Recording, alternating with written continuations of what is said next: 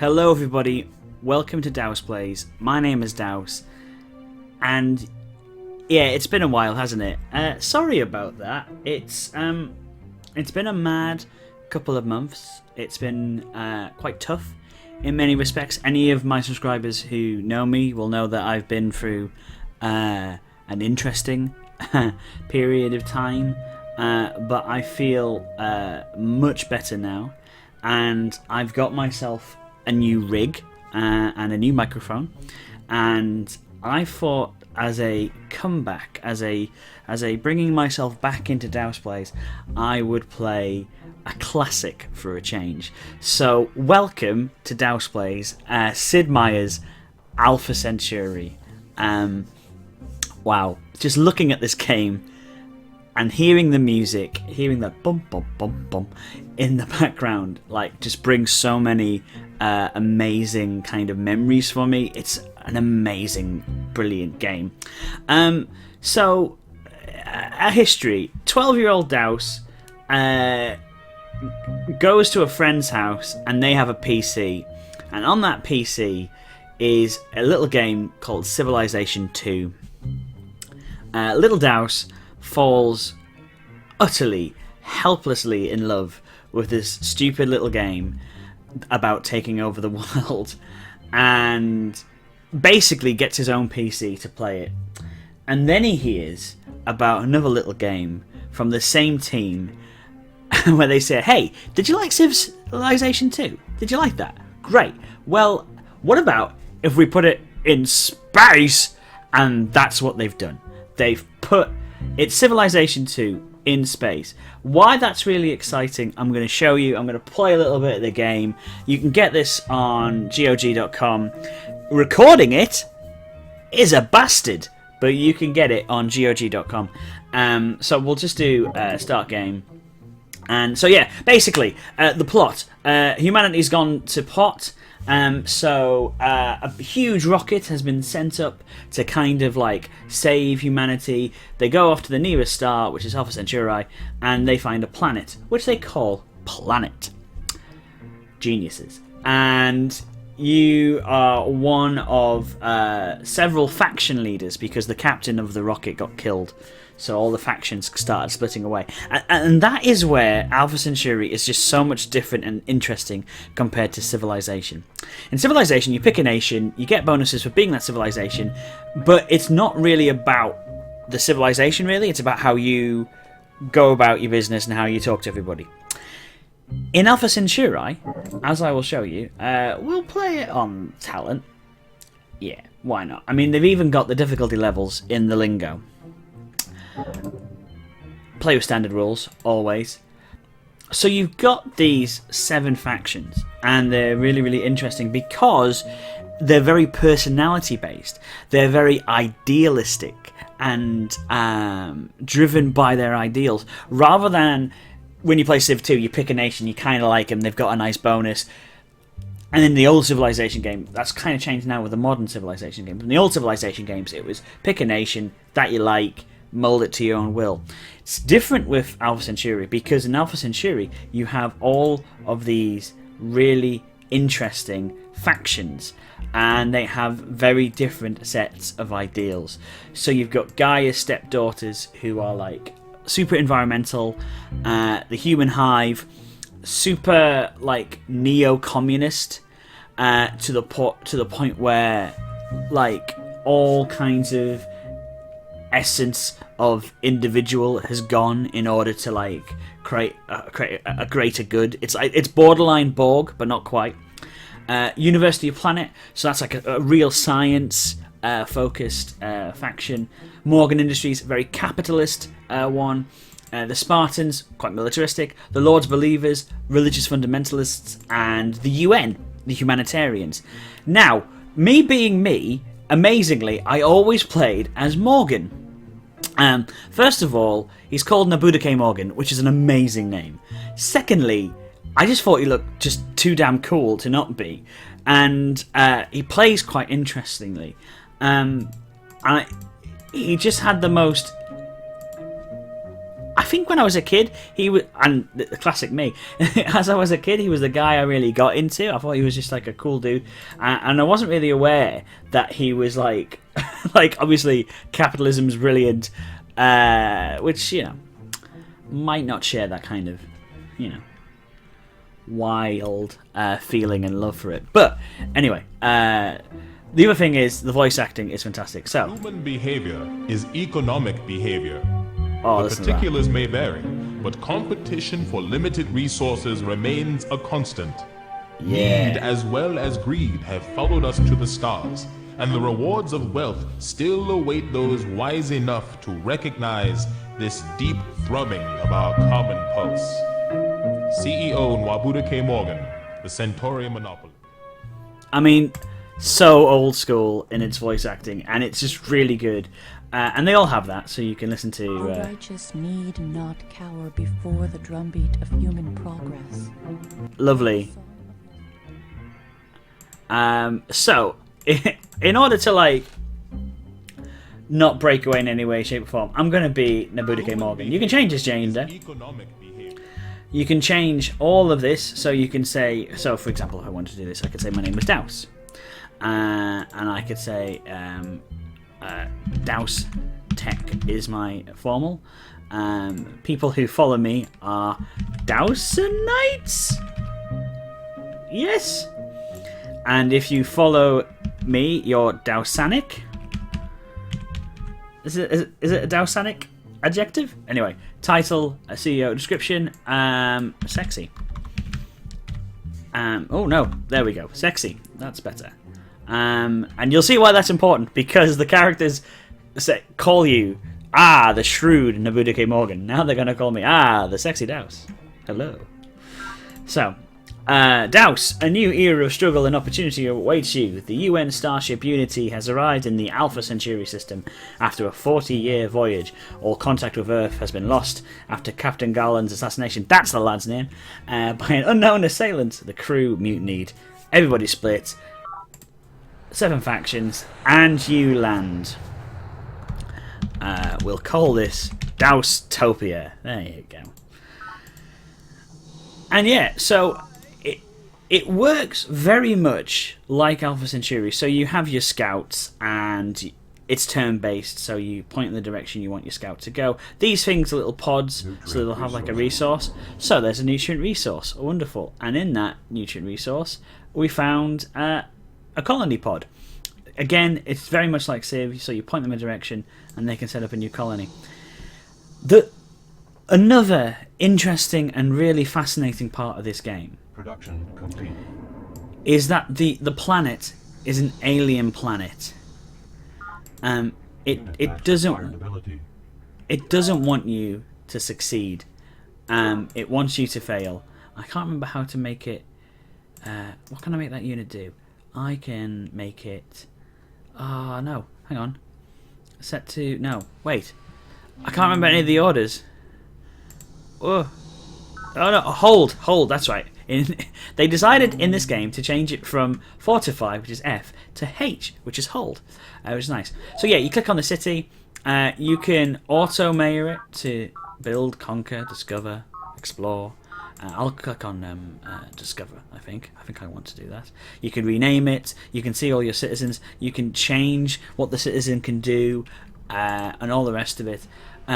You can, if your citizens are revolting, you can nerve staple them, which isn't a great thing to do, but you can if you're that so inclined. And again, it's based on energy, resources, minerals, all the basic good stuff of a Civ game. But the crucial thing is the planet is an alien planet and it doesn't want you. So this pink xenofungus is difficult to get through, a bit like forest and mountains in Civ 2 and future Civilization games. But you will also find that there's wildlife called mindworms on the planet, and they are terrifying, and they increasingly become a more problematic menace as the game goes on. And look, I found Brother Lal, the Peacekeepers on Channel 10. Shall I put them through? And it's so wonderfully 90s in its sci-fi, you know? Why is he on Channel 10? Why do I have 10 channels in which to receive his call? But there you go. Yes, switch the main view screen, please. Hello. Ah, the sexy CEO Dows. Hello. First among the Dowsonites. I lead the Peacekeepers, and I'm honoured to be their Brother Lal. We intend to defend the humanitarian principles of our original UN Charter. So you can kind of see, you know, how he's feeling about you, how strong he is. You can even get a bioscan if he's feeling particularly calm or hostile. You can see pictures of his life, his headquarters. They just did such a really good job of creating a world behind the whole thing. I believe your data on industrial base could have important implications for my humanitarian initiatives. Can I have biogenics in exchange? Why not? I'm always up for trading. We hold life to be sacred. Oh, and it does this for everything. The foundation of life consists of a stream of codes, not so different from the successive frames of a watchlet. Why then cannot we cut one code short here and start another there? Is life so fragile that it can withstand no tempering? Does the sacred brook no improvement? Chairman Shen Jiyang, Dynamics of Mind. So, you know, every time you invent something, or find it or discover something, you get a great quote from one of the faction leaders or from one of their, like, operatives, and they just build such a good story. So we're gonna exchange maps so we can see the map. There you go. And we're gonna be mates. Let's be mates. Love it. My humanitarian initiatives and your business plans complement one each other nicely. No, but that's fine. So that means we've got commerce, we get treaties, we get more energy, and again, so in the beginning, it's mineral resources. It's all about trying to see if you can make friends and all the rest of it. Now, I can nip into Lal territory just to nick that resource pod, which I'm going to do. Oh, I need to research. And again, if you've played Civilization, this will feel very good. Oh my god, there's a mind worm. Oh no, that mind worm is going to kill him unless I get him to run away. Run away. Explosions. I think I need to kill you. Yes. So the other thing about combat is that there are several things to look at. So there is weapon, armor, and psi, which is your psychic combat, because mind worms attack the mind. And so basically you need to develop troops not only that are very good in combat, but have very good mental strength in case they get attacked by the native inhabitants of planet. And they make an excellent popping sound when they're killed. I think I'm going to build here. Seems like a prudent thing to do. Let's go check out that resource pod. Thank you. Planet's atmosphere, though a gasping death to humans and most animals, is paradise for earth plants. The high nitrate content of the soil and the rich yellow sunlight bring an abundant harvest wherever adjustments can be made for the unusual soil conditions. Lady Deidre Skye, The Comparative Biology of Planet. And again, she comes from the environmentalist point of view. So again, when you research environmental things, it's almost they're chronologically, they're you know, recording each one, and it creates a rich history. And I absolutely adore playing this game. So we'll still focus on, let's start on discovering and exploring. That sounds like me. Lady holding 2 stars tells me that we are the first people to do any research since Planetfall. So well done, everyone. Great job. There you go. And there are monoliths, ancient monoliths on the planet. Let's give it an investigation. And this phallic object hardened our units. Probably the less said, the better. Complete. Oh yes. So I think we're going to nip over here, and I think we're going to build here. Invalid base site. Ah, no. Okay, we're going to build back here then. and we're going to call this Super Fun Happy Land. The happiest place on earth. CEO Dows found Super Fun Happy Land. So there we go. My base has been founded. Lovely, lovely, lovely. Wonderful.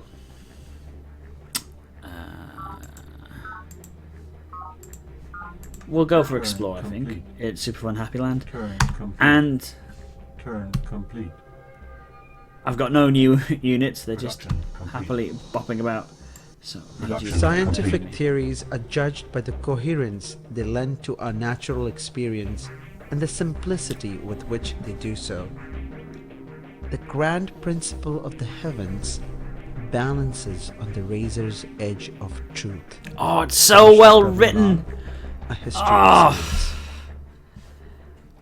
And I know that they've made a modern version of this game. I will be trying to do a let's play of that.